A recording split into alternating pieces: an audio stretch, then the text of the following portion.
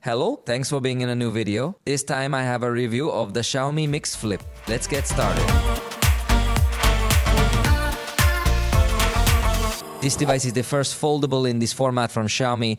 An interesting proposal, especially it seems that at the photographic level and in some other things that I will tell you throughout the video. But for now, let me tell you that in Mexico is distributed only a version with 12 gigabytes of RAM and 512 gigabytes of storage. The truth is that the storage can become one of its main attractions because it competes at the same price or at a very close price with other foldables that have a much smaller amount of storage. However, it also has some shortcomings compared to other foldables, so it is an interesting proposition. For starters, its launch price in Mexico is 26,999 pesos, that's more or less $330, just to give you a reference. The important thing here is that at least in Mexico they include Spotify Premium for 4 months, YouTube Premium for 3 months, and 100 gigabytes of storage in Google One for 6 months. So the proposal of additions can at least be a little more interesting. They also offer you a free screen repair within the first 6 months of purchase in case it gets damaged. So at least they also give you a little more security if you have certain fears or apprehensions when testing a device with a foldable screen. As I told you, it competes very closely in price with the Motorola Razr 50 Ultra, with Samsung's Galaxy Z Flip 6, and with the Oppo Find N3 Flip. Although obviously in this price range, it also gets to compete with traditional format smartphones that we can already consider high-end, and that give us a very good experience, although they are not foldable. For now, the distribution is focused on Xiaomi stores. It can be in physical stores or also online. It is also sold in Mercado Libre and Liverpool. All this obviously talking about Mexico. In other countries, they will have their own distribution strategy. But let's talk about the design of this device. Let's start describing it in the folded format, as it offers quite reduced bezels, an external screen that takes advantage of all the space very well, although trimmed for place the other cameras, but in a moment I'll tell you more details of this screen. For now, you should know that it comes protected with Xiaomi Shield glass, so it offers a good level of resistance. Honestly, I do not dare to throw this device to test if it resists or not, but in theory, it has a good level of resistance. Although this glass that covers the outer screen has curved edges to give it a very nice aesthetic touch and also to the touch a softer feel. However, screens that have curves usually give us the feeling of a little more fragility. On the right side, we are going to find the on-off button, which is also a fingerprint reader, along with the volume buttons. And in this folded state, at the top, we appreciate the hinge, which in this case comes with Leica branding and some camera specifications to highlight this close collaboration they may come to have. And interestingly, there also comes a small perforation that would hint at a microphone, although the placement seems very odd to me. The left side is completely clean, and at the bottom we will find a microphone. There is also the tray to place the SIM card. In fact, in this case comes with 2 slots, so you can place 2 SIM cards. There is also there the USB-C port and another microphone, then the speaker grill, and finally the infrared already. And that works as a universal remote control. The back cover in this case comes with this purple hue. It is also available in a black color. The colors available are very reminiscent of Oppo's strategy, which I find curious. This back cover comes with a very nice satin finish, so fingerprints aren't going to get smudged or anything like that. The feel is very good in the hand, and when the device is in this folded state, it has a thickness of 15.99 millimeters, while when you unfold it, its thickness is 7.8 millimeters. It's not the thinnest foldable in the world or anything like that, but I think within what one would expect in a device of these characteristics. Its weight is 192 grams, so it's not characterized by being ultralight, but you have to remember that the hinge occupies much of that weight because all the mechanisms it needs. And since we are talking about the hinge, you should know that we are going to find a hinge of good quality. Note that if it stays in a semi-folded state, let's say it has that level of rigidity, unlike other foldable devices that are of a cheaper category, or even there are expensive foldables that have a hinge of a very dubious quality. But in this case, believe me, the hinge seems to be firm enough. Obviously, if you shake the device, if it's going to have a little movement, but it's nothing really serious. The positive thing is that you could use this phone in this position, for example, to take advantage of the camera without the need for a special base and other functions that I will tell you later that take advantage of this. A semi-folded mode. Officially, it supports this variation of an angle from 45 to 120 degrees, but I believe that even in tighter or more open angles, you can still get to take advantage of it well. And if you are worried about the durability of the hinge, the official figure shared by Xiaomi guaranteed is 500,000 folds. What does this mean in practical life? Well, you would have to deploy the device more than 270 times a day for 5 years to reach that figure, so I think it's guaranteed durability, at least in theoretical mode. If you already have this device, tell us your experience below in the comments as well. But where we find a weak point of this cell phone compared to other foldable is that it has no resistance to dust or water. Then in that sense, if it gives us a feeling of being much more fragile. You have to be very careful not to drop it into the water because it is highly likely to be damaged due to all the mechanisms it has in the hinge. So clearly this can become its weak point, especially compared to the folding Samsung. Let's now talk about the external screen, which is quite large. Its diagonal is 4.1 inches. Although we must consider that very good space of the screen is obstructed by the cameras that honestly use much of the front, and I think it takes away some appeal. Although Xiaomi has managed to adapt it very well through the user interface, which we will talk about a little later. But it is a very good quality screen. It has AMOLED technology, which guarantees you excellent colors, contrast and brightness. In fact, its peak brightness is 3000 nits. Interestingly, it is a screen compatible with HDR content, which I think is something a little unnecessary that raises the cost of the device. But obviously, in a premium device, one expects the best of the best. So the screen is really very good. Its resolution is 1392 by 208 pixels, reaching a density of 460 pixels per inch, which means that text and all images are going to look very sharp. It also has a 120 Hz in its refresh rate, so all movements will look very smooth, just like the internal display. In other words, the quality of the external display is practically the same as the quality of the internal display. This foldable screen that's on the inside has a diagonal of 6.86 inches. You have to remember that because of the format. This device is a little bit taller than what we find in traditional format cell phones. We are going to find a resolution of 292L by 224 pixels, which gives us the same pixel density that we saw on the external screen, so the display quality is very good. We also find AMOLED technology to get all the benefits I already mentioned, and in this specific case we find LTPO technology. This is not available on the external display, and it means that the refresh rate can vary from 1 to 120 Hz. That is, in simple words, if you are watching static content. The screen will not consume as much battery. If there is movement present in the things you are watching through the screen, it will raise its rate to show you content. Very smooth. The peak brightness is the same as the external display, so you have a very good display even under sunlight. And in the case of the lowest brightness, if we find something comfortable, in fact it controls its brightness with a pulse dimming of 160 Hz.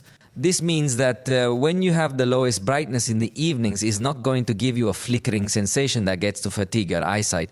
So it's a screen that has really very good quality. The only thing it would lack would be the extra dimming option, which is not within the accessibility options, unlike the vast majority of Android devices. That option generally allows you to lower the brightness even further.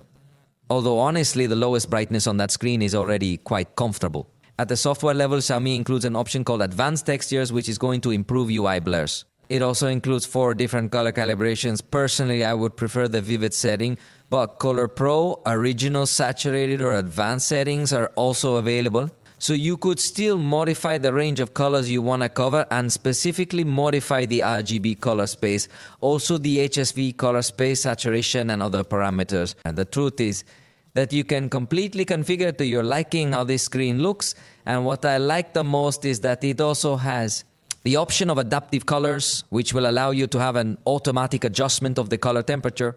That is to say that if you are in an environment with a very cold light, which usually looks a little blue, the screen will also turn to those colors so that you have a very natural display, and the same thing will happen.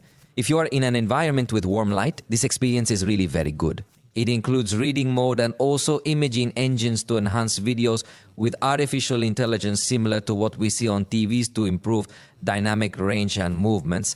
So it brings quite a few technologies for you to enjoy the screen as much as possible, and in this sense, if it meets perfectly well as such an expensive device. This folding screen obviously has a mark in the fold area. It is impossible that there is not even a small mark, but believe me that goes unnoticed the vast majority of the time. You're going to notice it only if you see it from some cost or if the screen is off.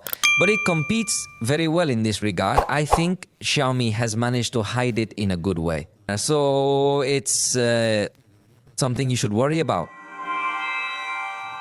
As for the sound, the experience is good, but not by default. Let me explain why. We find two speakers, one at the bottom and one at the top, specifically in the earpiece area for calls. The speakers are well placed for a foldable. We wouldn't ask for something more advanced. The top speaker is much simpler, and the bottom speaker I think has good quality but is not as well EQ'd. The positive thing is that if we find an equalizer available 10 bands, so you can manually adjust the audio, and at least for my taste, the default equalization is not very nice because it highlights a lot the mid frequencies. So I modified the equalizer to make it sound much more pleasant to me, and that's the good thing about having an equalizer available, that you can modify it. So next let's listen to a test, but remember, it's not the same as listening to it live. But first you'll listen to the default audio and then you'll listen with the EQ setting that I made.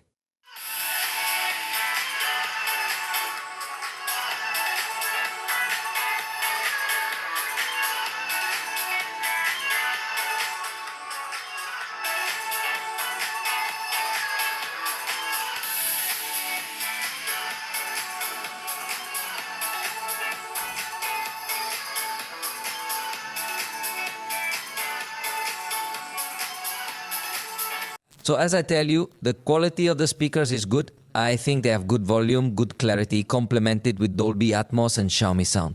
In fact, you as a user can choose which of these technologies you want to use to have this slightly more immersive sound experience. And if you use headphones, you still have even more custom effects.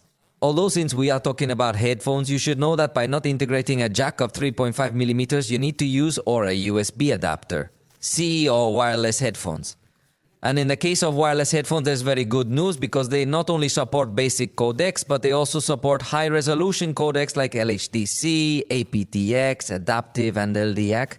So you can enjoy very high-resolution music if you have compatible headphones, and also a music streaming service that supports these high resolutions. So in audio, I think we found some positives.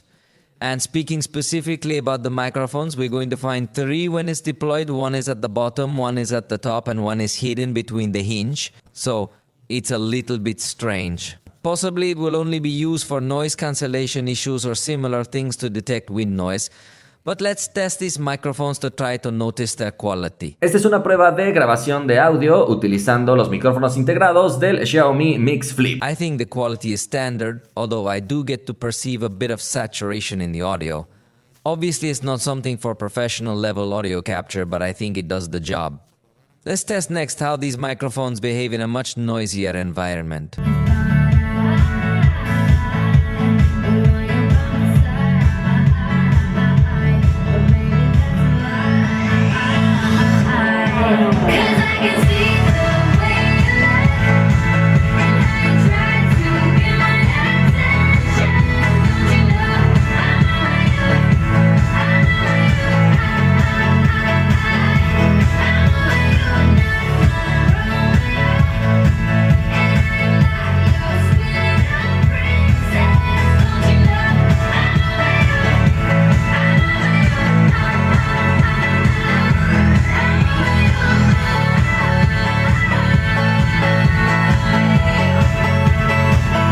As you realize, even in environments where the volume is too high, the microphones correctly adjust their gain to distort or saturate.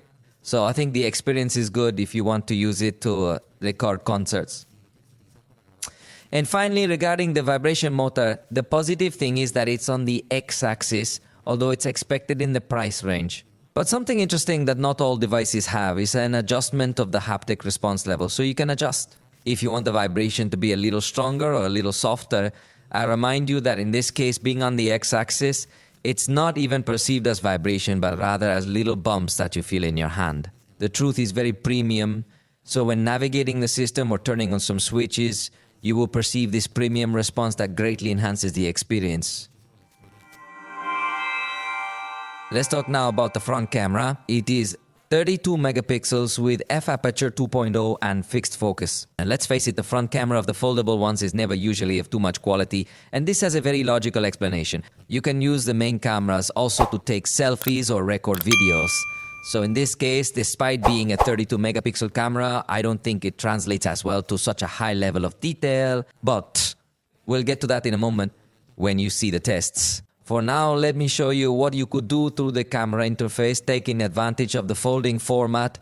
And note that this front camera, you can take advantage of it in this folding mode, and it adapts the view area and the control area.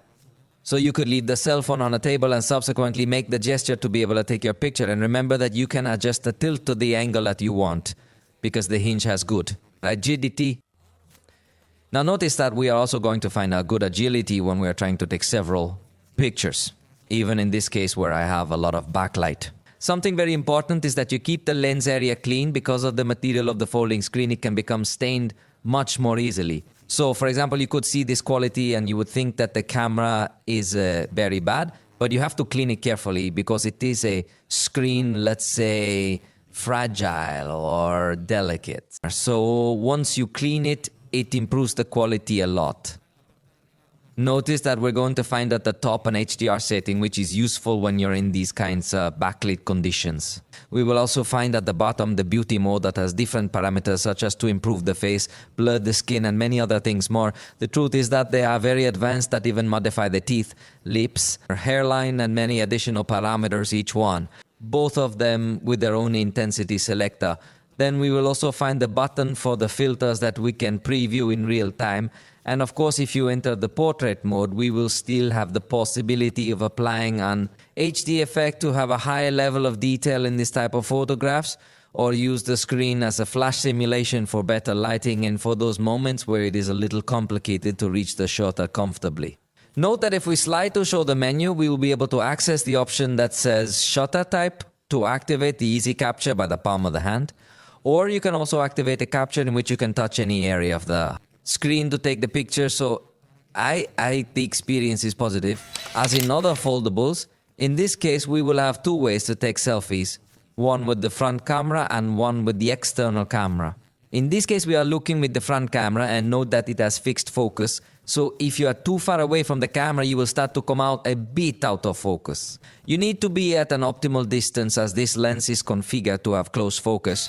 But if you are too close, you will not come out in focus either. So if you need an optimal distance, in that sense I did not like the indoor experience so much. Note that it maintains a good color rendition, good control.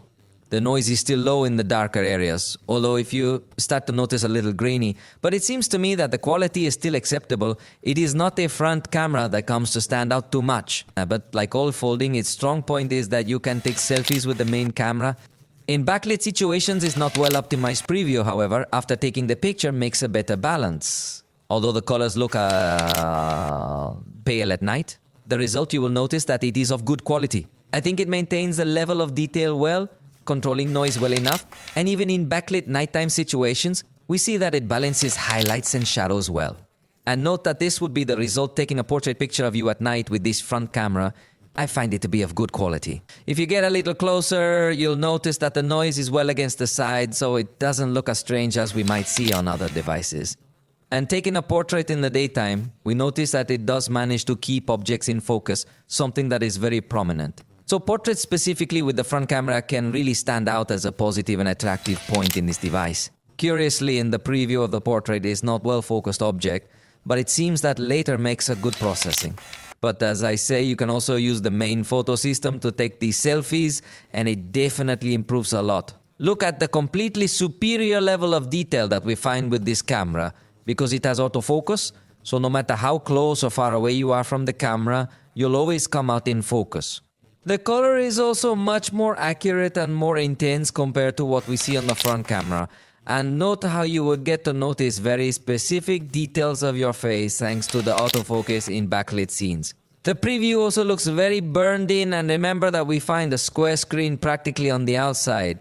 So the pictures by default come out at this same size. Although you can change the proportion of the picture if you wish. And note that in backlit scenarios, once it processes the image, it does a very nice result. with colors a bit more accurate than what we saw on the front camera.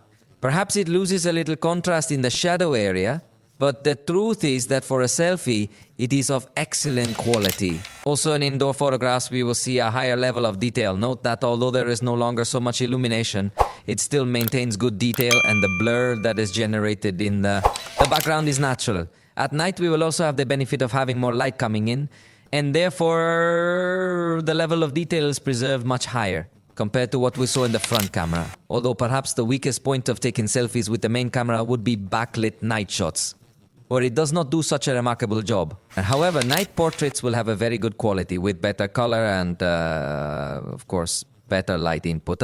So overall, the result is positive. And in the daytime, using the main camera to take portrait selfies, we will also find a very good result. Regarding the rear cameras, we are going to find first a 50 megapixel camera with f aperture, 1.7, autofocus and optical stabilization. In this case, they use the Light Fusion 800 sensor from OmniVision, a high-end sensor. And the second camera is 50 megapixels, in this case a telephoto camera of 47 millimeters. That is a camera with optical zoom 2x. Its aperture is f2.0. So it is quite bright to make a telephoto camera, and it also has autofocus. And in fact, this same camera can focus at 9 centimeters away, so you could use it for macro photography. It's clear that Xiaomi's focus is more directed towards photography, because it seems to me that when you go more directed towards video and creators, in the case of content, this type of user prefers the ultra-wide camera. So in this case, we won't have the possibility to get such wide videos, or maybe the panoramic mode can help in photography, but obviously in the video there is not something that allows you to have greater amplitude, so it's more focused on photographers. As you will have a camera that will help to improve the zoom a little, but do not consider that it will be spectacular because it barely has 2x zoom, but that's the bet, which Xiaomi has taken. To quickly enter the camera, you can double press the volume down button, and even if the device is in a folded format, you can activate this camera. So it's a quick and easy gesture, although it comes disabled by default and you have to enable it in the settings. However, this gesture of double pressing the volume down button will not work if the device is unlocked and you are in any other application. So to nimbly open the camera, I think it could still be improved. In fact, we could also access the camera by pressing twice on the power button if we are using any other application, and suddenly the need to quickly open the camera arises. Camera then works fine. Note that in this case, the speed of response is also good enough for the first 4 photos. Maybe after that it starts to get a little slower depending on. If you are in a backlit scenario, especially if you are in backlit scenarios, it may take a little longer to process the images. At the top, it's important to note that there is a setting to turn HDR on or off, and it also has different shooting styles for the existing Leica Authentic and Leica Vibrant. Depending on the setting you choose, the colors may look a little more saturated, but especially the shadows may become more pronounced. Both styles have been developed in conjunction with Leica, and believe me, in both you have good results, but you should know that there are those 2 color calibrations. At the bottom, we are going to have the setting for exposure in an easy way. This is especially useful if you are taking a picture or you want to record video in some areas where there are black walls, for example, because the cell phone generally tends to overexpose the images that are dark, so there you could adjust. We are also going to find the beauty settings with a single slider, and at the bottom also the access to the color filters.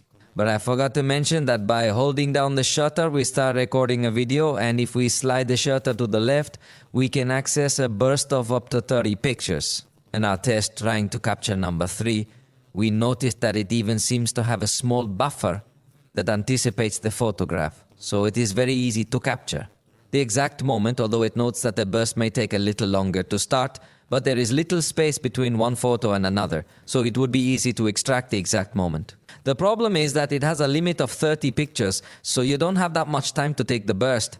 Remember that if you tap on screen, you could also adjust the focus and exposure easily, but you can also access the professional mode, where we have the white balance selector focus. Also the shutter speed, which can go up to 30 seconds, or even the ISO, which can go up to 12800. Something remarkably high, and finally the exposure compensation. And in this case, we could also take pictures in RAW if we select it in the special menu, plus it has other tools that help professional photography.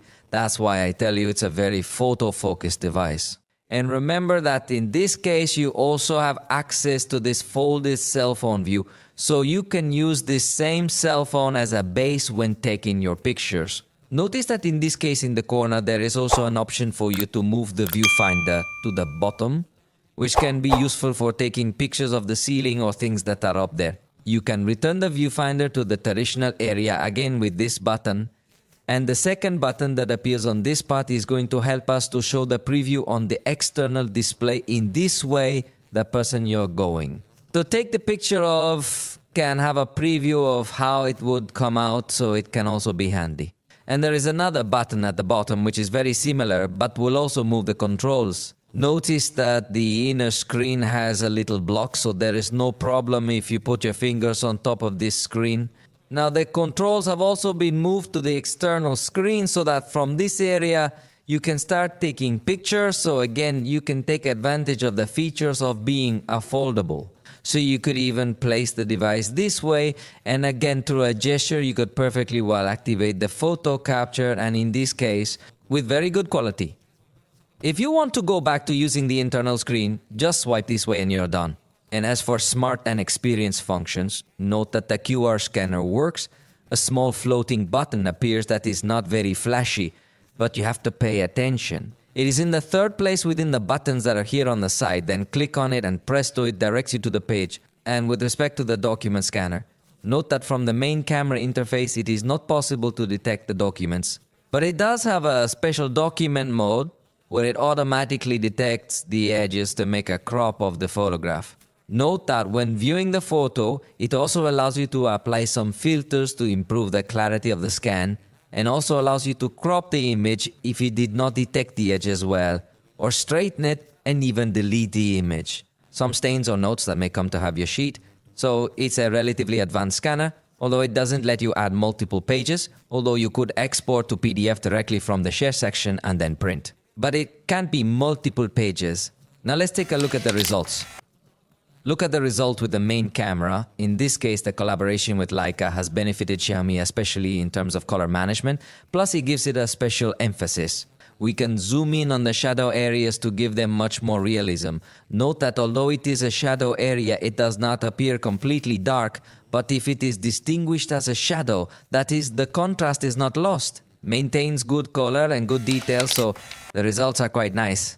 Remember that in this case, Xiaomi has decided to integrate the telephoto camera, so this would be the result with this lens to also get good quality photos at long distance. And it supposedly tries to give you 4x zoom with cropping on the sensor. But the truth of the matter is that the 4x zoom starts to feel low quality, so it doesn't look that impressive on zoom issues despite having a telephoto camera. In fact, talking specifically about zoom, this would be the range. See how little by little we can get closer. But if you get to distinguish that it is digital zoom, the maximum zoom is 20x, and honestly it is not so spectacular or something like that. I would say that the 100 does not take full advantage of the fact that it a telephoto camera. Although it could obviously have a higher zoom than several folding cameras of the same format that have an ultra-wide camera instead of a telephoto camera. In indoor scenarios where there is not so much illumination, he observes that the device does a very good job, maintains color saturation well, controls noise in darker areas well, and maintains textures well. However, if you want to use the telephoto camera, you immediately notice that it has less light coming in. It's perceived as a slightly darker picture with less contrast, so it doesn't look as high quality. And if you try to use the 4x zoom, I think the picture still appears good enough quality. In backlit scenarios, it strikes me that the preview is indeed well optimized. So it doesn't look with overly burnt or overexposed areas, and of course, the result of the photograph will also be of this quality. We will find a good balance of lights and shadows, although note that the telephoto camera does not have HDR as high as we see in the main camera, that is. In this case, if we see the most illuminated areas a little overexposed and that causes them to look a little pale, then with the telephoto camera we do not find such impressive results against the backlight. At night, I think the main camera does a good job. It doesn't burn too much of the most illuminated area, although I wouldn't say it's spectacular. In this case, what I like most is that it controls the noise of the darker areas very well without losing so much detail or textures, so I think it takes good night shots. If you use the telephoto camera, Notice that it keeps the textures very well. I really like the night photography with the telephoto camera, as long as there is an environment with lighting present. If you use the 4x zoom at night, I still think the result can be attractive. In this case, I think we could say that it is superior to what other foldable devices without a telephoto camera would offer. And now look at the result in a slightly darker environment where there is no illumination present in the frame. In this case, I think the color has been distorted a bit, and from my point of view, the result is not so natural because it gets too much light, although fortunately the sky has been kept dark enough unlike other devices.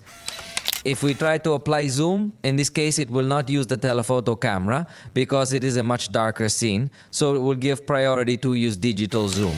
And in this case, look at this result, which is with the lights off. Believe me, the scene was much darker than what this device shows. In fact, if you like very natural photography, you will notice that this picture looks much more lit than we should. But it is a very nice result. Obviously, if you want less light, you need to enter the professional mode and lower the exposure. This is a much more true-to-life photograph, so dark was the scene, although it appears much more noisy and grainy. And just as a fun fact, this device cannot take pictures of the moon. In this case, the device also offers a high-resolution mode in both cameras, and it seems to me that if it gets to take advantage of the sensor information well enough, although I would not say to 100% as some other devices that offer us an ultra-detailed images in this one. If so, it is a large-scale image, but without such a high level of detail. For macro photography, note that the main camera can suffer a bit due to the nature of the sensor and lens, so it doesn't focus as evenly on very small objects. However, if you start to zoom in a bit, you will notice that you could get some good macro shots, even though the device does not have a dedicated camera for this. For motion photography, note that we will also find a good enough performance both with the main camera and with the camera used in telephoto. And finally, for portrait photography, note that we are going to find a good performance with the main camera. It blurs the background well, it keeps the objects in the foreground well focused, and in fact, the device lets you take portrait shots at different focal lengths. First you saw 23mm with the main camera, and now you're looking at 35mm still using the main sensor. Truth be told, you do notice that it's a cropped image, so you lose a bit of detail and notice that it's not as accurate in detecting objects. Truth be told, in this regard, I was a bit disappointed considering it comes bundled with Leica. However, when you get to 50mm that uses the telephoto camera, it will improve the result. Note that we see a good level of detail, a good detection. Of the edges, even on these objects that are more jagged, we see an improvement. So specifically at 35mm, the portraits are not of good quality. But at 50mm, they improve tremendously, and it also allows you to take portraits at 75mm, which would give you an even more professional telephoto perspective. The result also looks nice. It still keeps the level of detail well, and the blur is much nicer in the bokeh effect. So, the portraits in general I like. They are only left owing specifically on the 35mm setting, something they could correct with a software update. Now, look at the result of the portrait photography at night with the 50mm setting. In this case, I was not able to keep in focus an object I was holding in my hands. So I may have some more serious complications in this type of scenario where you have objects close by. Interestingly, when I took the same photograph but now with the 75mm setting, if it was able to focus well on this object. Although when using digital zoom, notes that there is a loss in the quality of the photograph and the level of detail. So night portraits, I think, are still not that advanced. For video recording, we have good news because the device supports 8K at 24 frames per second as the maximum quality, or it could also be in 4K at 60 frames per second using either of the two cameras.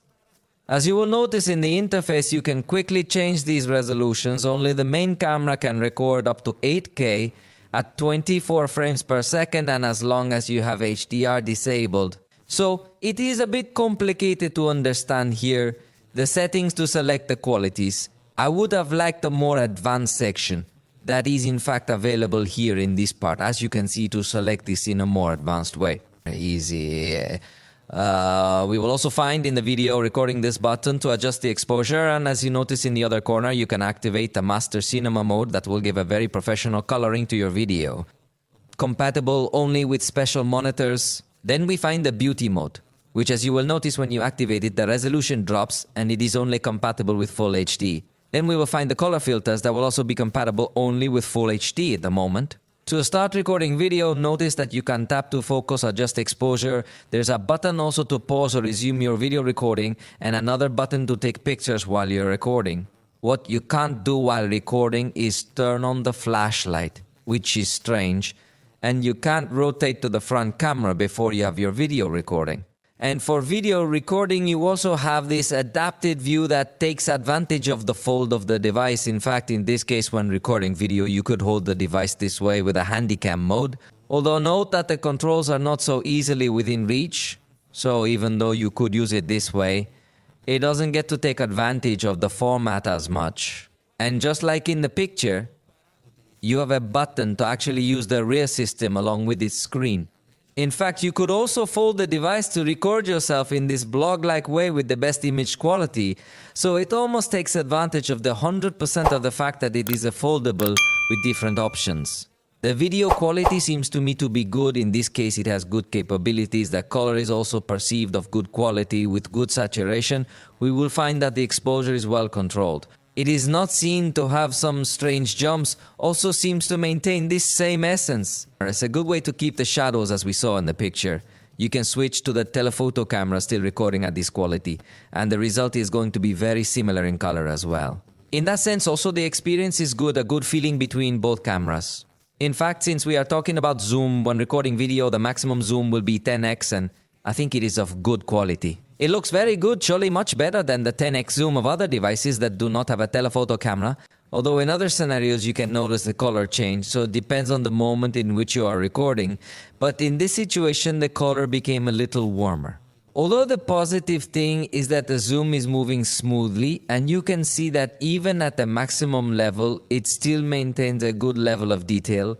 It does not look like a stretched image.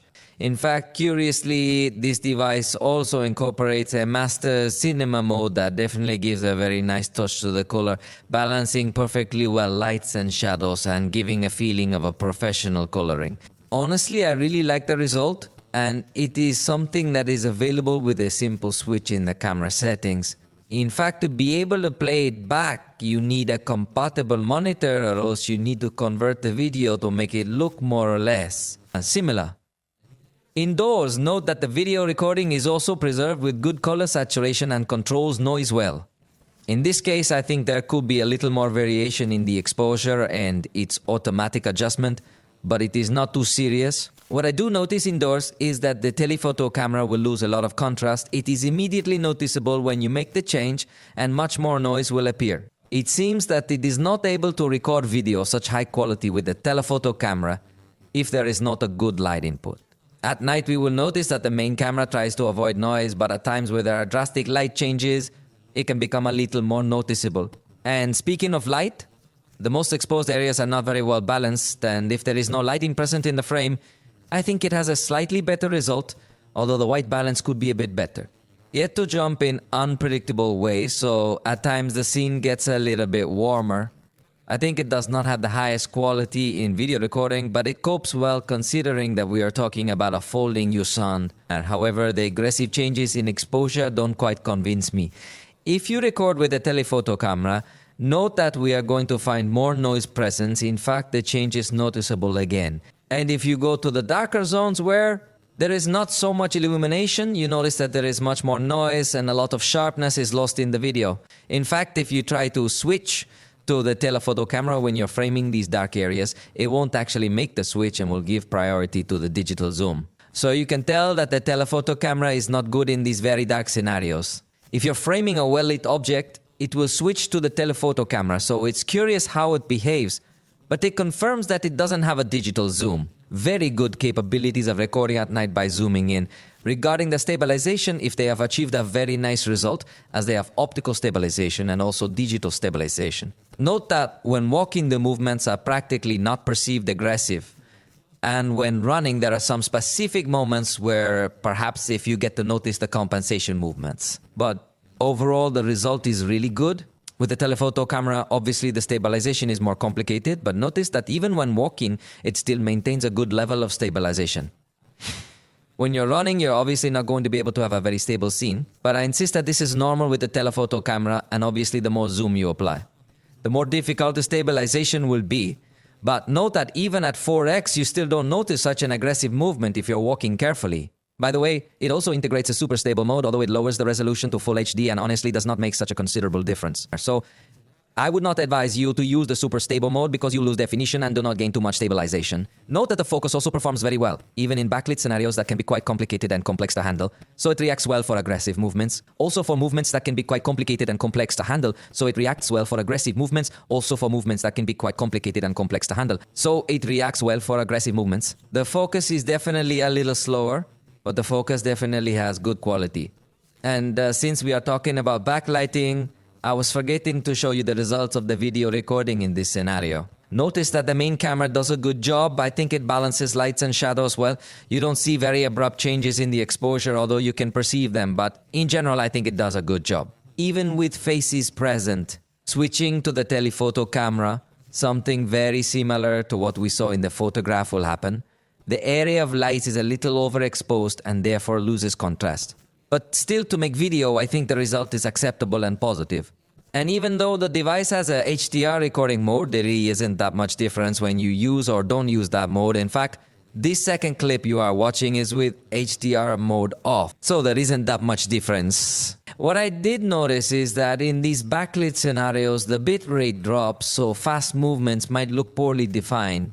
This device also has a fast motion mode, which fortunately allows you a specific speed setting, so you could set it to 4x, which would be useful for recording slight walking movements or movements of people with a good experience, or I could turn it up to 1800x, so you could perfectly well record landscapes, and it's not necessary. It is recommended that the device is on a base because it has good stabilization, although for landscapes it is best to place it in that position.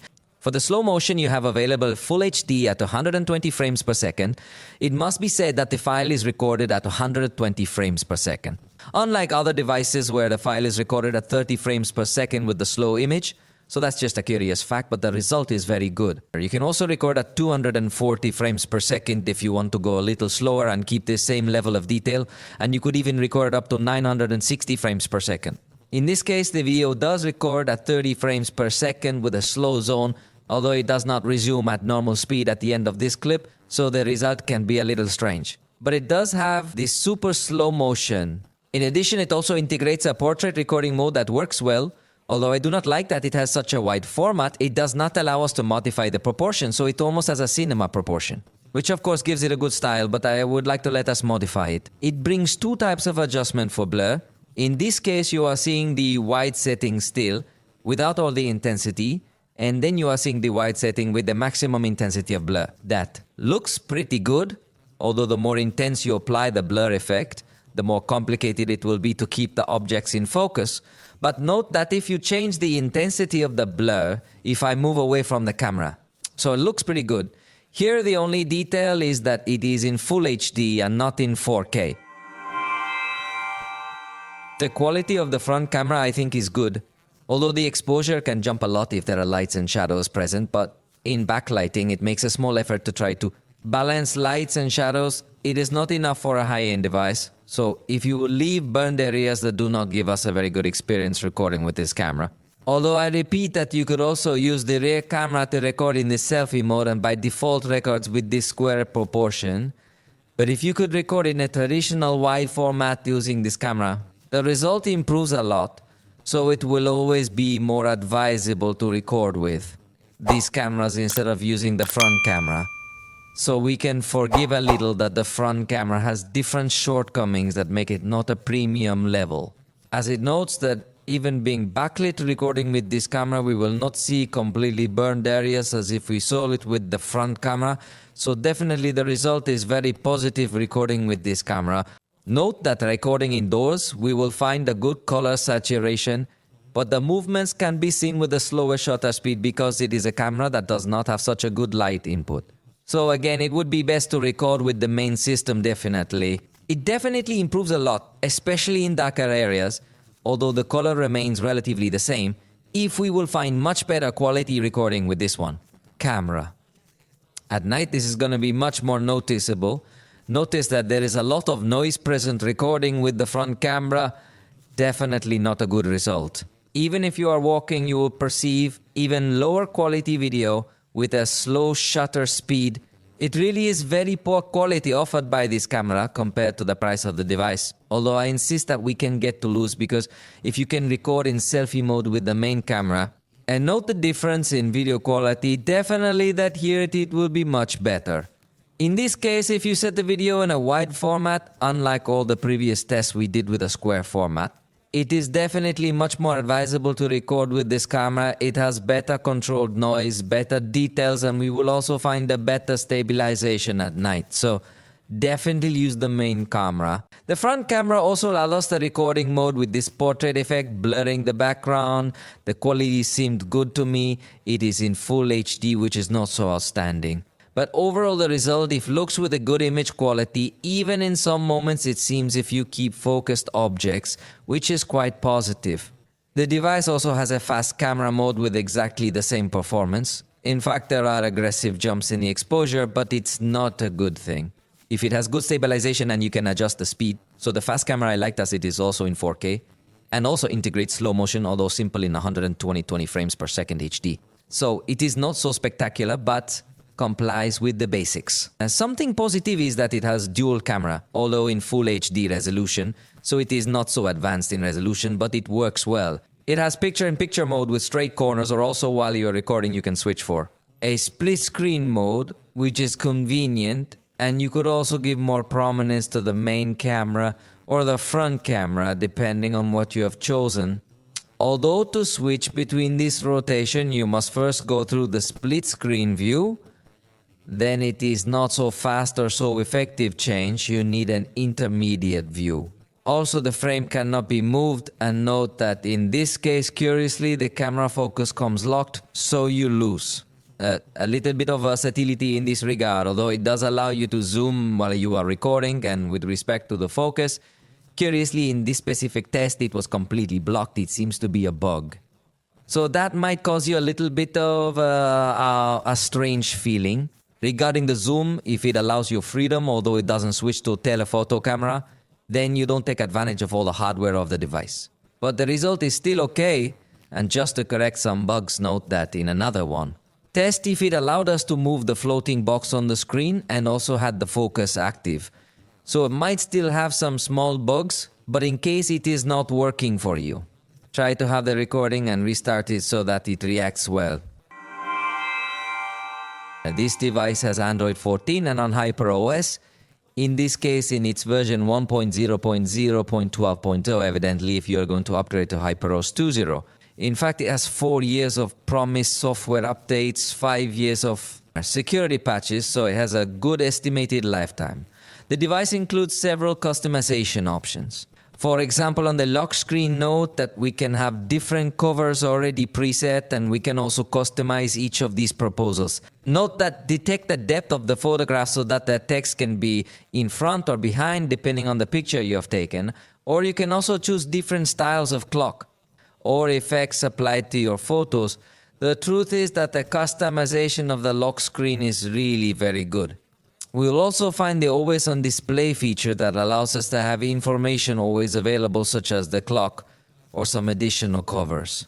Besides that, we can customize the icons of our home screen if we want to apply some specific color on them, or we can also customize the typography that we have on our device. In fact, we can access a store, and in this store there are several fonts available. We can also select different notification effects that will light up the sides of our screen. Although these are not so useful on a device that will usually be folded, we will also find several wallpapers available and its own online store, so you can download more content, so there is a very good variety.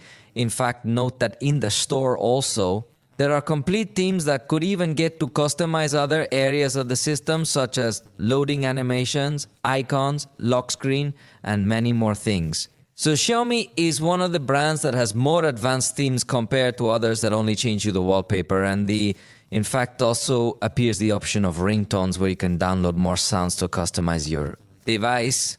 The home screen has two styles. one where we will find the app drawer at the bottom, or you can also configure this screen to have all applications on the main screen, or have a light mode that will put the icons in a larger size. In fact, there are several customization options for the home screen, so it comes in handy. The device also allows to have gaze detection so that the screen does not suspend if it detects that you are by looking at the device. We are also going to find available gestures to control the device. For example, press and hold to access the Google Assistant. We can also slide 3 fingers down to take a screenshot. We'll also find the gesture to open the camera that I already mentioned a moment ago. We can also turn on the flashlight, but it will replace the gesture to open the camera. So you decide what you want to use by double tapping the button. Power on. And it has another gesture for the back touch that will allow us to give 2 taps or even 3 taps here on the back of the device to be able to open some application or open some specific function of our device. For example, I will select the control center to display all this information simply by giving these taps back. Then I think if it works well in this case, note that it is quite easy to activate it. You do not have to give so hard hits. The truth is that it works easy, and in fact it also has another gesture to double tap the power button, not press, but simply touch, and in the same way you can select any shortcut you want. For example, let's select the notification bar and ready. The truth is that the operation is very good, so it brings several gestures to make your experience more comfortable. It also includes the floating ball that allows you to have a more advanced navigation. Simply, with this small floating icon that you have on screen, you can customize different shortcuts. So it also improves the experience, and it also includes the one-handed mode, which, as you will notice in this case, only brings what is at the top closer. But what is on the other side is still too far to reach. So I don't like it. Note that the device also integrates a sidebar from which you have shortcuts to different applications. From this bar, if you click on one of the icons, will open the application in a floating window mode, and you can also change the size of this floating window and move it along the screen. In fact, you could also minimize it if you throw this icon to one of the sides. And note that in this case, if it's going to allow us to open more than one app in this floating format, which obviously that's useful. You have a limit of 2 apps, maximum using them in this format. And fortunately, if you tap on the top icon, we're also going to be able to switch to a split screen view if you prefer to use the apps in this format. And note that when you have the split screen, the apps remain linked in the list of apps. Recent. Note that YouTube is not available among the apps you can run in this mode, but Instagram is another app that some other devices don't support. And note that this sidebar might also show you other tools when you're playing games, something we'll see a little later, and also while you're in video apps or calling apps. At the bottom, you can select which gaming applications will display these tools and also which video applications. For example, if you are in any of these applications, note that you will see the option to record screen, take screenshots, project wirelessly, or even enable artificial intelligence subtitles that can listen to the audio and translate it in real time to another language. You can configure the list of languages, and this tool can not only be used within video applications, but you also have direct access to use it at any time while a person is speaking in another language. But from this sidebar, you can also change the color style of the image if you prefer some other coloring. And you can also activate Dolby Atmos or modify the sound to activate surround sound. So these are tools that are available only for video applications. And on the other hand, if you are on a video call, note that a fill light option will also appear, which can make the edge of the screen white and increase the brightness to better illuminate your face. There's also the option called Interpret, which notes that what it will do will be to use the audio from your microphone. Although first you have to activate the permissions manually, and that's something that can be very annoying to activate. This should already come pre-authorized, because if not, users can get quite confused. Then let's again select the Interpret button, and note that again in this section you can go showing you the translation of the words that are said in the video call. You simply choose the language. There are several languages available, as you can see, although all this requires internet. But what's interesting here is that this device can even translate what you say. So watch, I'm going to turn on my microphone and then say a sentence in English. Hello, how are you? Hello, how are you? So the person you're talking to hears your voice and then hears the translation, a tool that can actually be quite useful. And finally, there is again the option of artificial intelligence subtitles, and note that in the gallery we can maintain. Press on any person, object or text to extract it, cut out. And within the notes application, there is also an option to create a mind map, so you could easily go adding. In this case, for example, you can mark and then add notes or go back to previous notes. With respect to artificial intelligence tools, this device comes well equipped. It brings pretty much the entire suite of options that Xiaomi uses in its artificial intelligence.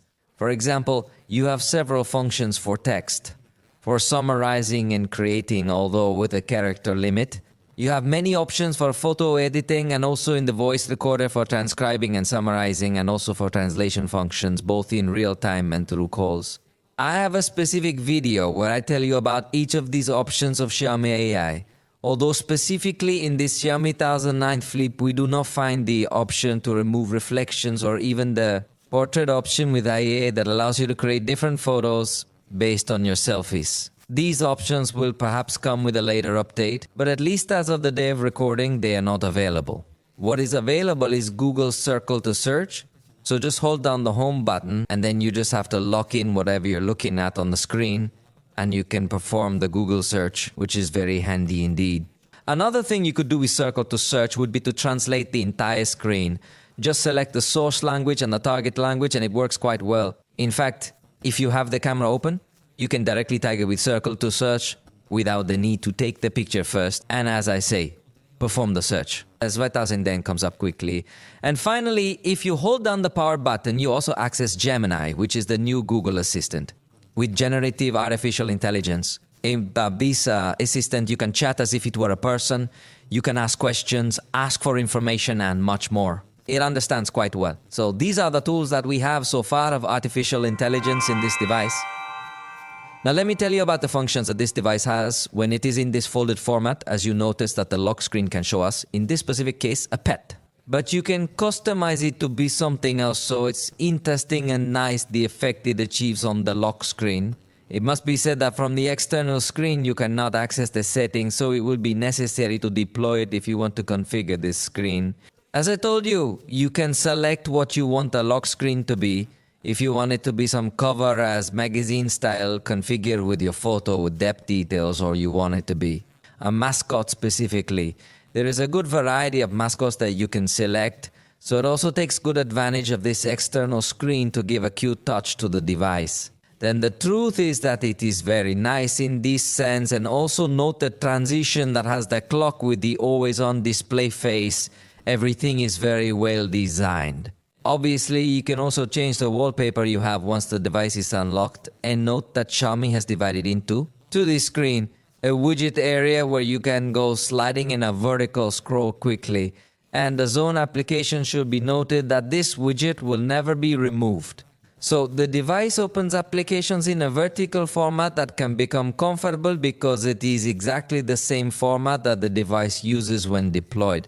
So you could perfectly, for example, display the keyboard within WhatsApp and answer a message without the need to deploy your device.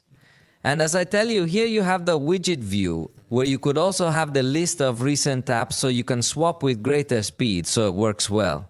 In this case, note that it doesn't have a multitasking view, but thanks to this widget, if you could quickly swap between various apps. And speaking of that, you should know that not all applications are available to be opened on this external screen, but the most popular ones are, in this case.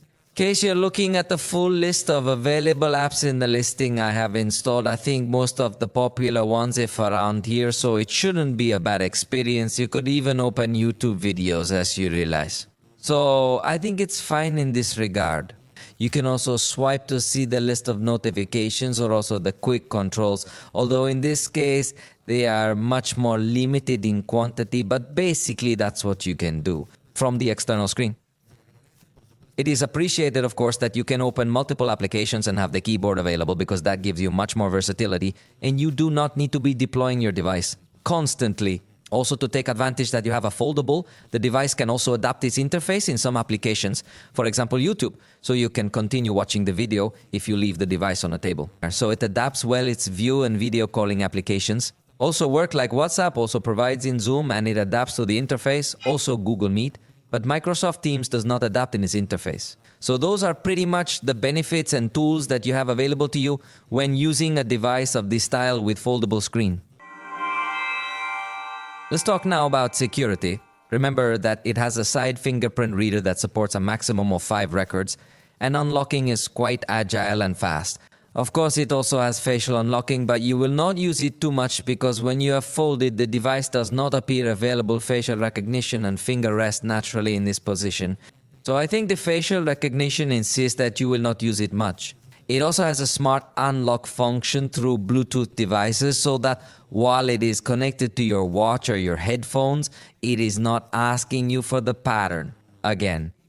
And it has other useful tools such as a secure folder within the file manager, although it is hidden. To show it, you must slide down within the recent view to access. Obviously, you can have a pattern that can be different from your lock screen, and here you can store everything. You also have the option to use cloned applications or dual applications. So if you want to use 2 accounts of the same application in this cell phone, you can do it. There is also the option to lock applications so that if you lend your phone unlocked, you have a second security filter so you can request again another unlock pattern before entering the applications of your choice. In the security application, you will find other additional tools such as the ability to hide some applications from the home screen or even configure the second space that allows you to have a sort of a second cell phone inside this same cell phone. Each space would have its own applications and its own files, so you can quickly switch between them with different lock patterns. It must be said that in this case, Xiaomi does not integrate its own VPN to protect the connection on public Wi-Fi networks or a child mode. And in addition to all these features, it includes all the Google security options. If you want to know them, I'll leave you in the description a link so that you can have an even more secure experience with each of these options. Only these are available on all other Android devices as well, with the exception of the extended unlock, which Xiaomi has replaced with Bluetooth smart device unlock. Let's now talk about the battery that is built into this device, whose capacity is 4,780 mAh. Theoretically, it is quite a large battery, much larger than the one found, for example, in the Samsung folding device, although in practice, at least in the test that I do, there is not such a marked difference. And in this case, draining the battery in the foreground with a very high consumption, it reached up to 4 hours with 22 minutes, while doing this same test but in the background, while watching videos in the foreground. It was close to reaching 5 hours. It does not have such a spectacular optimization in terms of power consumption of applications that are running in the background. And by having the processor is quite powerful. Obviously, when you demand very demanding tasks, it will consume significantly the battery, but still I think the experience is positive. Many traditional format devices with 5,000 mAh batteries give a very similar battery performance to what we find in this foldable device, so I think it is within the average. Fortunately, we are going to find the normal saving mode and the ultra saving mode, which, as I always tell you, however, the battery charge can help us in emergency situations, or simply if you want to extend a little more the duration during the day-to-day. Regarding charging, it supports 67 watts power and the charger is included in the box. And again, it sounds like a lot of power, especially if you compare it with Samsung's power. But in testing, there was not that much difference. It does charge faster. In this case, in 15 minutes, it got up to 37% of the battery. In 30 minutes, it got up to 61% and the full charge finished it. In fact, if you notice in the graph we made, it only reaches 55 watts in a small initial peak, but then drops practically to less than 25 watts. So 67 watts sounds very spectacular, but does not take advantage of the 100% of that power. Remember that it is not recommended to charge the device from 0 to 100. The optimum would be 20 to 80. And since we talk about battery care, in this case, if it integrates intelligent charging, so if you usually leave it charging all night, it will turn on your routine and will charge slower to avoid damaging the battery, and also has charge lock, so if you need to leave it plugged into the power for a long time, you can activate that option to avoid overcharging the battery and damage it. In that sense, it complies very well. Where it does not meet the price is in wireless charging, as it does not integrate this feature, much less reversible wireless charging. So it is a section where the premium experience is harmed despite the high price of the device. So within the foldables, it could be a weak point to consider. Let's go now to talk about connectivity, where we will also find very strong points and points where it is left owing. For starters, it supports 5G networks and Wi-Fi 7, so it has the latest. It will support very fast download speeds. In this sense, you will not have any difficulty. In fact, also Tool Software has enough tools for you to choose which applications, if they can use your mobile data, and which applications can only use Wi-Fi to avoid unwanted consumption. But here the problem comes in that it does not bring support for eSIM. This is a feature that all premium devices should integrate, considering that currently there are already several high-end devices that support this feature. If you don't know what it works for, it allows you to add a mobile data plan without the need for a physical SIM card, but only by scanning a QR code. This is especially useful when you are traveling, because you don't need to go looking for a store with a SIM card, so it is a point you should consider if you like to travel a lot and usually use this tool, because it is not available here. What it does have and is recent is Bluetooth 5.4 to offer very good stability and very good range. In addition, it also has NFC, so you can make mobile payments by setting up your credit or debit cards on the cell phone and then make use them by simply approaching them to the bank terminals. Obviously, it does not bring FM radio, and with respect to its screen projection, in this case it can be just mirrored, or also it could be in an advanced way hiding notifications and something like that, but at the moment, it seems to have a bug, and that part has not worked well. Something also to note is that it doesn't support projection via cable with HDMI adapter, so you don't have this feature available, obviously, if you have Android Auto. And as for the sensors, there is good news, because if you bring, say, the full kit, it has accelerometer, geomagnetic field sensor, orientation sensor, gyroscope, proximity sensor, which is completely physical, linear acceleration, rotation vector, and everything you could ask for. We are even going to find the infrared at the top, which through the MI remote application allows you to use this device as a universal remote control with your TV or your air conditioner or similar devices that support this type of controls. It is a feature that many manufacturers have abandoned, but Xiaomi still integrates it, and I'm surprised that it has integrated it. In a foldable device where there is little space, so good for that, Xiaomi. Let's talk now a little bit about the ecosystem. This is something where Xiaomi has been an expert generally in terms of number of devices, because it offers many accessories and many of them you can control from the cell phone or from your application. But lately they have been improving with the arrival of HyperOS, has improved the interconnectivity that have all these devices together. So in addition to having a good catalog with the Xiaomi Pad, the Xiaomi Smart Band, the smartwatch, the Xiaomi Buds, and even in some markets, there is also the Xiaomi Book as the smart computer.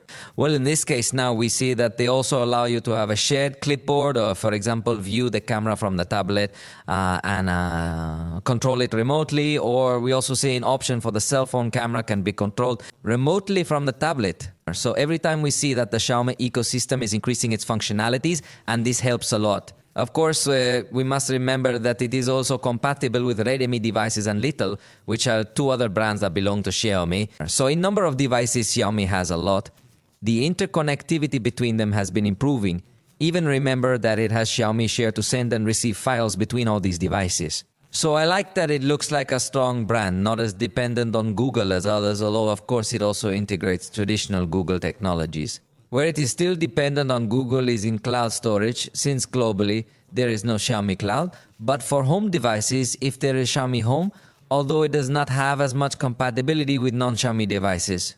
In that sense, if you would depend on Google Home or other alternatives, and interestingly for the installation of applications, not only has Google Home, but we will also find Appmo, Xiaomi's own app store, which curiously has WhatsApp, Facebook, and other popular applications. So if it were to run out of Google, I think it still has a good backup behind it. It's not so dependent on this brand. Let's go with the app opening test while I tell you about the specs this device has. In the performance section, it integrates the Snapdragon 8 Gen 3, not the latest, but a powerful enough processor. It comes accompanied with 12 GB of LPDDR4X RAM with very good speed, and also comes with 512 GB of storage. Interestingly, Xiaomi adds a technology to have an additional 16 GB, and in this case we are talking about UFS 4.0 technology that in a moment we will put to the test. And as you can see, it took 2.26 seconds or so to open each application, this obviously making an average. But the remarkable thing here is that the device was not perceived to lose speed after a few open applications. This is obviously thanks to the RAM memory that integrates, which as I told you is 12 gigabytes, but look what a surprise. I was sincerely expecting not to have any reboot present, and we just saw that Instagram did have a reboot. This obviously can be variable, but with 12 gigabytes of RAM, we are seeing some reboots, which means that it does not have as much optimization of RAM memory to keep all these applications open. Although apparently while you are opening various applications, the device does not become slow, precisely because this device comes to close some applications that are running in the background. It seems that this operating system consumes quite a lot of RAM, and if requires a very good amount if you want to effectively have all applications running in the background. In this case, it is not able to keep 16 applications running in the background because if you will see reboots, fortunately they reopen with good speed. But I think it does become somewhat annoying not to see a 100% fluid experience in terms of RAM management. Also note that it offers us 6 gigabytes of virtual RAM. This by default, although within the additional settings we can extend up to another 8 gigabytes, supposedly of virtual RAM. But believe me, it does not seem to work, because in this case, in theory, it would have 18 gigabytes of RAM memory and in practical life are not reflected. And as I was telling you on the subject of storage, note that it shows us 512 plus 16 gigabytes thanks to a new technology developed by Xiaomi. I guess it's the way they organize the data you have stored that allows them to give you an additional 16 gigabytes.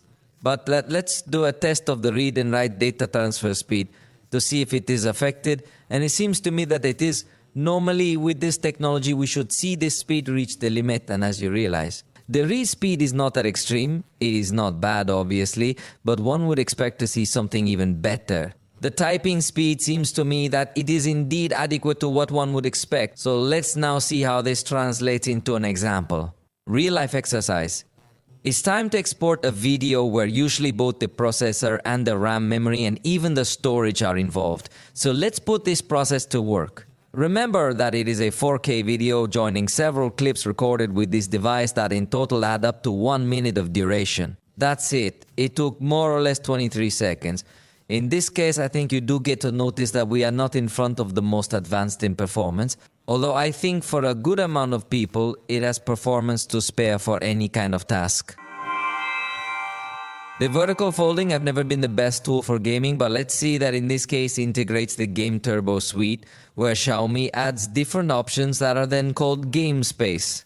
In this case, you can have here the games you have installed to be able to manage them and give them a look. Plus, you can manage the performance profile you're going to use to run this game. For example, you can run them in a balanced energy saving mode, high quality, or even specifically customize the use of the different technologies you are going to have. Regarding the processor, thanks to the fact that it has a Qualcomm GPU, then we are going to have different options. Even you can also configure the touch response.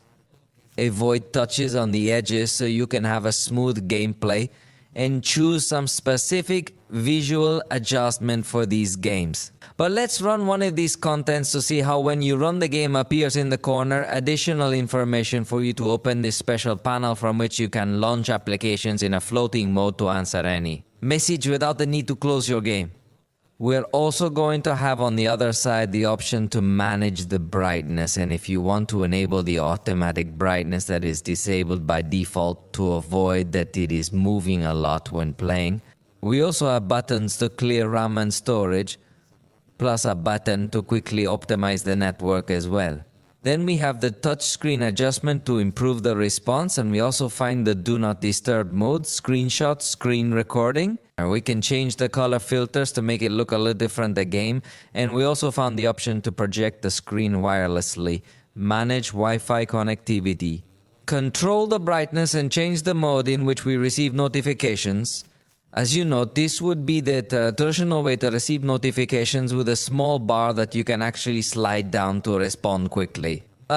If you enable this option, note that the notification actually will run on the screen, although sometimes it might be a little difficult to read, but it does not interrupt your game.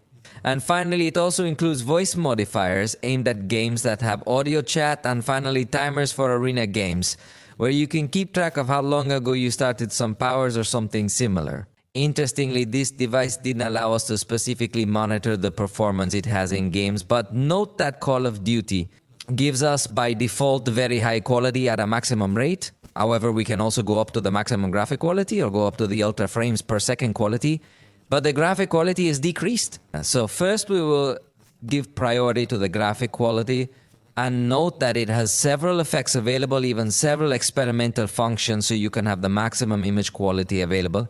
And in this case, as I say, we did not have the possibility of a specific monitoring of the frames per second. So simply by sight, we noticed a slight low peak when we were falling and some other low peak when recording the screen. But in reality, it is not that every time is having low peaks or anything like that. You yourself are seeing it in the screen recording. However, the temperature is a problem. In this case, it is a game that is still not so demanding. And it's a game that is still not so demanding. The temperature rose significantly. It is not something completely serious. However, for some reason, the glass that has in the area of the external display is the one that comes to be perceived with greater heating. It is of those strange occasions where the hand feels much hotter than it feels at the time of measuring the temperature. It must be said that this device integrates a 3D vapor chamber of 30,500 square millimeters and another section of multi-layer graphite and high-density graphene.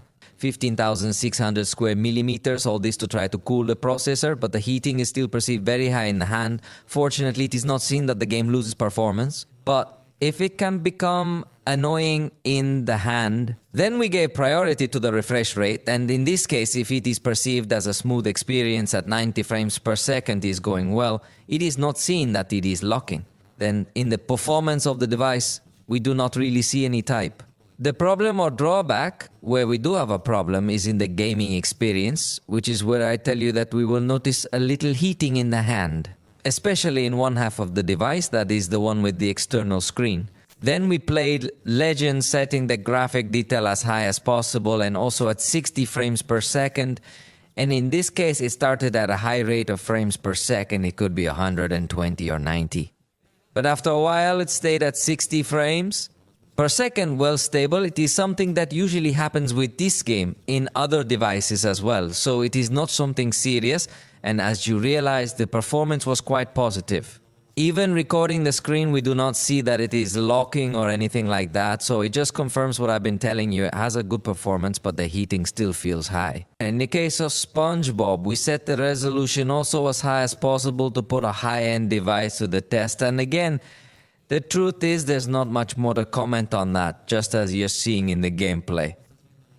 The device maintains a smooth performance. You don't see it freezing, you don't even see it having really night drops in the frames per second, but the temperature is still at 43 degrees Celsius, which it gets to feel a lot in the hand. And finally, we played Genshin Impact. Again, we are going to set everything as high as possible, and curiously, by default, already gives us the high graphics quality. But we went up to very high, to 60 frames per second, to see what it was capable of. Also going up to very high motion blur, and in this case, if you're in a basic scene, you will not notice any freezing. But if you get to have moments of much more action, if you could witness, are some low peaks not completely frozen, but they do become noticeable. So if you're one of the most demanding in gaming, definitely still a folding of this vertical format would not be recommended for you, because it has little space for cooling, and although they integrate different layers for cooling, it is still insufficient, so the high temperature is quite noticeable. In fact, in this case, as you realize, it went up to 44 in this area of the back cover. So even though the device has a powerful processor that supports high graphics, it will be advisable to play with a little simpler graphics to avoid too much heating. So with this, we have come to the end of the video review of the Xiaomi 1000 Flip, which seems to me to be a good exponent in photography. This alliance with Leica makes the photos have a touch with very good style, the shadows well marked but without being completely dark. I love it. So I think the camera will be its main banner to compete, however, the absence of water resistance, absence of wireless charging, and the absence of the ultra-wide camera can make other foldable can get to compete in a better way. Everything will depend, as I always say, on you as a user, what you prefer. I hope you like this video. If easy, you know you can indicate it, and see you next time.